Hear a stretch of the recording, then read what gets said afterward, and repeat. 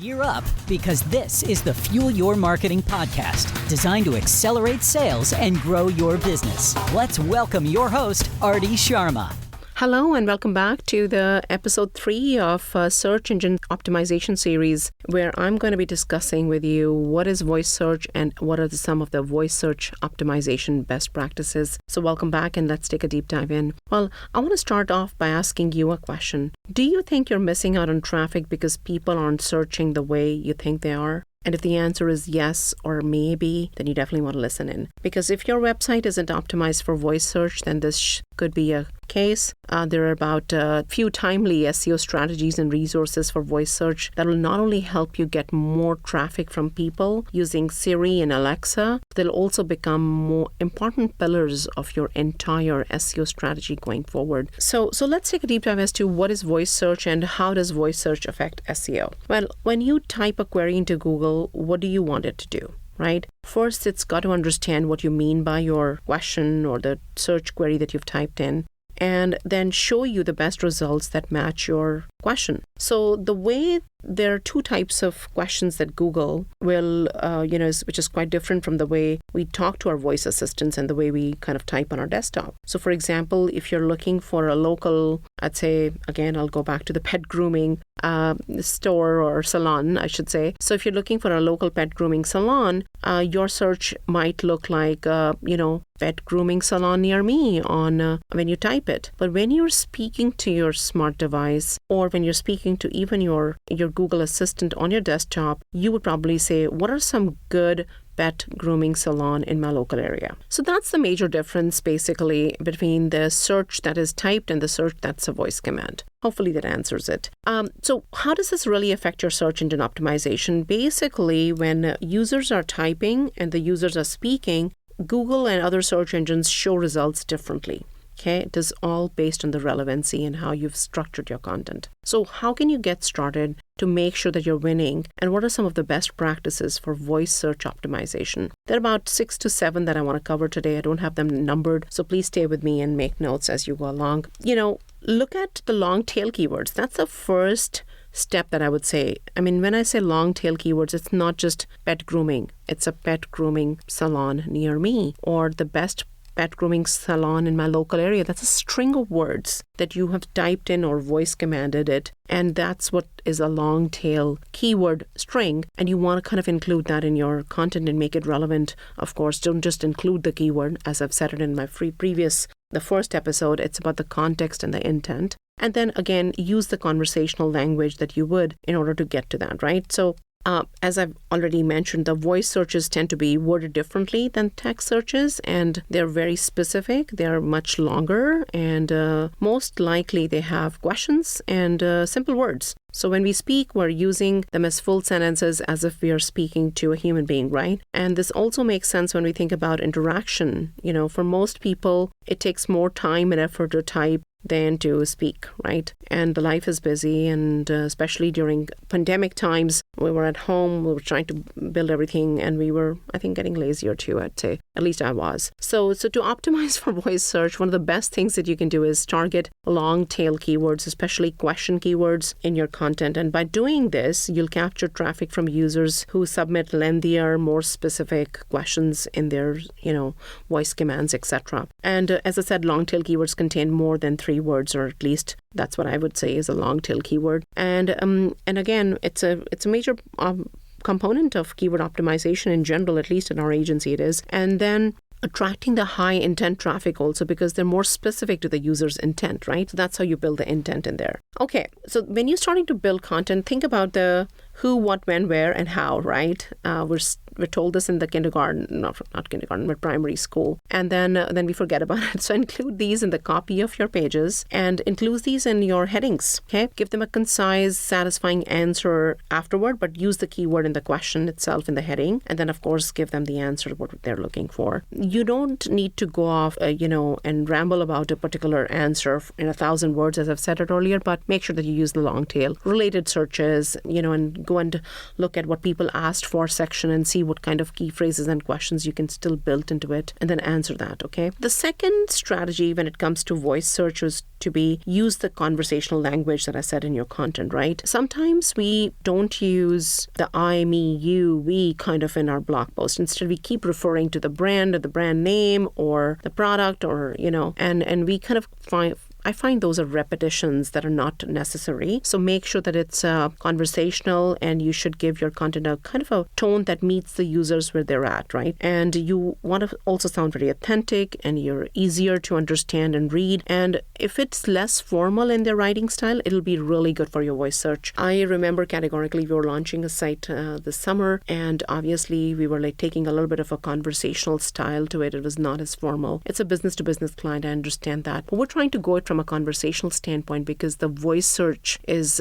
acting up, and we are looking for less jargon language or overly technical language, and adding the humanized touch and sometimes some humor and pun to the content. So depending upon your industry, see how far you can go, but make it more casual. Casual is the way to go. And this isn't I'm not saying that this is a license to downgrade the quality of your content, but you should definitely keep it more casual writing style while you're kind of getting the content delight, if I will say that, to your users. Again, prioritize your content quality, but also prioritize the conversational and human element to it. This podcast is being brought to you by Measure Marketing, an inbound marketing agency and a HubSpot partner. To book a free consultation, visit measuremarketing.com. Okay, so a local SEO, we can't leave that behind when it comes to voice search, because that's such an important element, especially if you are catering to a local market, and if you are, let's say, a franchise industry, or you're a multi-location business, or you're targeting multiple locations, even in your national campaign from an organic search standpoint, or international for that matter. 93% of consumers use online search to find a local business in 2020. That's huge, and I'm sure that has grown since then, right? And 42% of local searches involved clicks on Google Maps, which is, again, a huge number to look at. So if you are a local business and you're not optimizing for Google local maps, and I will cover other maps per se for the voice search in the next episode, so stay tuned for that one. But local SEO is the process of really improvising or improving your search visibility for local businesses, and especially if you're a brick and mortar business, right? And it's really crucial for you. And if you're not on top of that game, you definitely need to look at that, because it's one of the best ways to optimize for voice search. Now, think about it. When someone conducts a voice search and someone is talking to their smartphone, there's a really good chance that they're on the go and they're looking for something really close by. And we've heard this many times, a restaurant or store, but sometimes it could be just, where can I find an oil change, or I can like the local gas station, or I can, pick up something really close by. If I'm on the run, like I'm looking for hair salons on the go, right? So local search engine optimization could be used in a variety of different ways, and there are many ways to improve your local SEO, but the most important one is creating and maintaining a Google business profile, and that is a listing that appears when you search something, and then you see a Google map listing in the backs of 3, especially when you search for near me search terms. It tells visitors that where you're located, and gives you the contact info and whatnot. So local search results is what I'm talking about for optimizing that, and make sure that they because voice search results often pull information from these profiles, so it's really important to complete your listing, meaning your business is more likely to rank for these local voice searches. If it's fully complete, you've utilized all the product pages and the product sections there, you've given your hours of operation, and of course your reviews play a really big role in getting your backup in the voice search as well, so definitely do that. So one more effective way to take your site's overall SEO strategy is Google featured snippets. We've talked about it. I'm not going to mull over it a little bit, but again, Google featured snippets are amazing for voice search because they're short pieces of content which are displayed on the Google's results page organically, and they're pulled from a web page that ranks really high for a question or a terminology or any kind of other search query. And this is relevant to voice search because it's featured snippet that exists already, and any of the smart virtual assistants,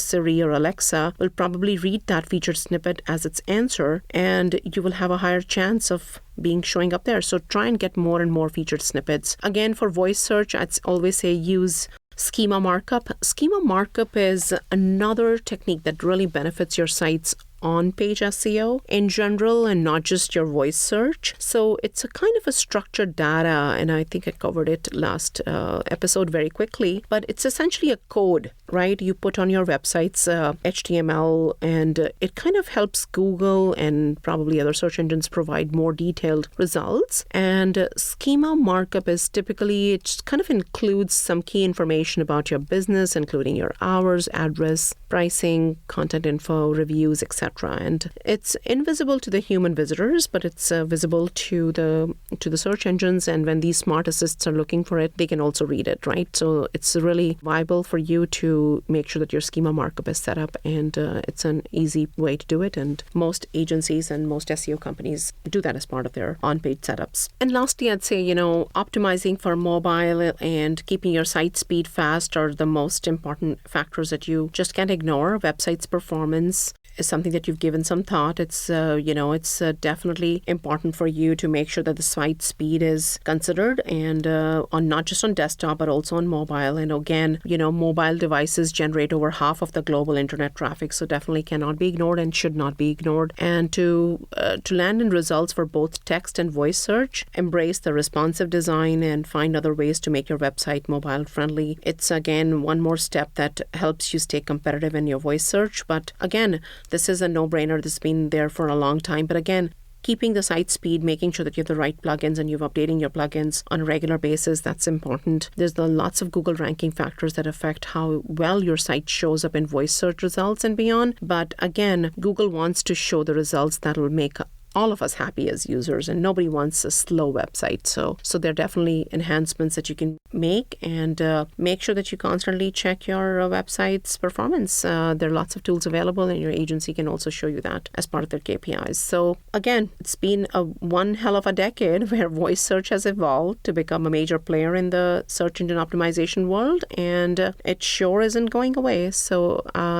get on the bandwagon and optimize for the voice and nurture that, because it's not just to do it once and forget about it, but just keeping ahead of the trend would be very important. So put your site in good standing with search engines, and turn the Siri and Alexas on and start looking for your website and making sure that your results are showing up. One other factor in that is submitting in local search, specifically around the voice beyond the Google My Business. And that is what I'm going to be discussing in the next episode, which is how do you make sure that the Alexas and Siris and others are taking note of you in their maps. Okay, so I wanted to not just cover it in this episode, and I want to dedicate one full episode on how do you optimize your listing for Alexas and Siris and other smart virtual assistants to make sure that you are out there and you're getting the lion's share of the market from mobile searches. So stay tuned for that, and until next time, stay blessed and stay happy. Thank you for listening. Thank you for listening to the Fuel Your Marketing podcast. For more episodes, visit www.fuelyourmarketing.ca.